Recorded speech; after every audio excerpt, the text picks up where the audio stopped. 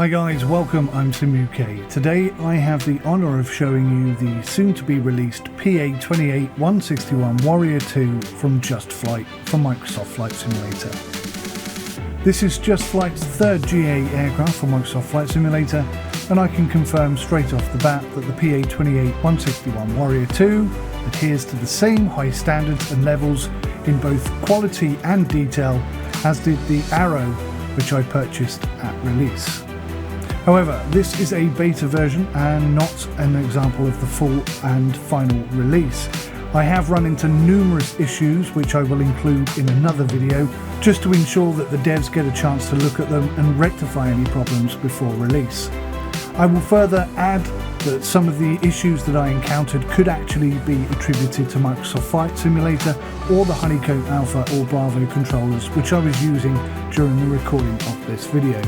I'd also like to mention before we go any further that because I'm in a bit of a rush today, I had no rudder pedals connected during these touch and go flights. So if you're wondering why I'm all over the place, that's the reason why. I am due to go away this weekend and I'm already being harassed by the wife to get this video done so that we can leave.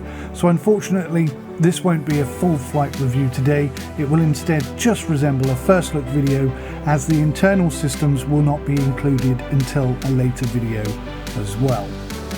So the PA28 161 Warrior 2 was first built in 1976 and it continues to be well utilised as a training aircraft predominantly all over the world, including Britain.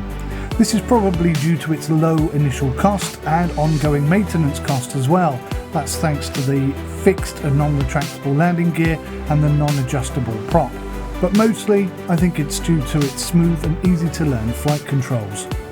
It has a 35-foot wingspan, is nearly 24 feet in length, and has the following limitations: a VNE of 160 indicated airspeed, VNO 126, VFE at 103, and as such it is considered to be a slow but very stable aircraft.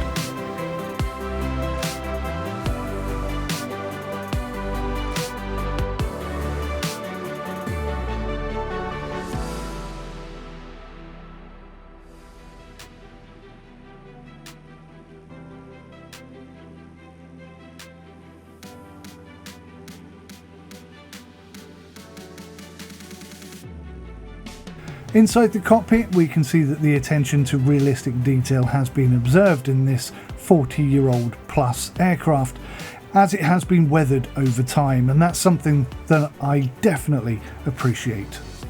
Just Flight include with this aircraft 8 liveries, 3 from the UK, an American, French, German, Canadian and an Australian variation too. Personally, I prefer the G60 variant best.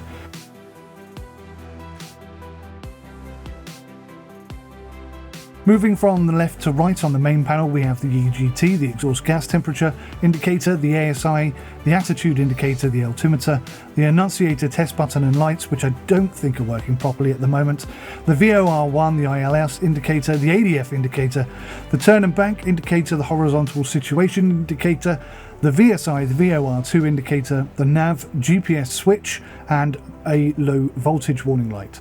Below the main panel we have both the fuel tank gauges, an oil temperature and pressure gauge, plus a fuel pressure gauge. And to the right of that, we also have some of the light switches, the pitot heat and the fuel pump switch, which again doesn't appear to be configurable on my controller, but that's for another video. You'll notice that we have no prop adjustment here, no prop adjustment lever. Instead we have a friction control lever, which although animated isn't actually simulated in game, because how on earth could they? And above that we have the radio equipment, etc., which can be adjusted to have different displays, but again that's for another video. And finally the fully simulated circuit board breaker panel, which appears to work absolutely as expected. So to sum up this very short first look video, I would say that if you've already bought an aircraft from Just Flight before, then you know the high level of quality and realism that you're going to get. This beta release does have a number of known issues, and I think I have possibly hit a few more during setup and testing.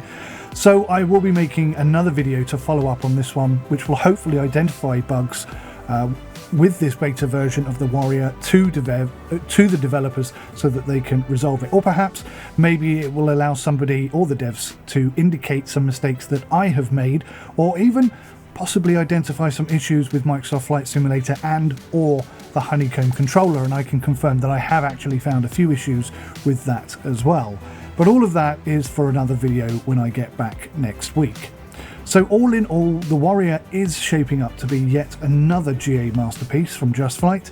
It is super comfortable to fly, it feels really nice and responsive to input, and it's going to be an absolute cracker. I'm absolutely certain of it.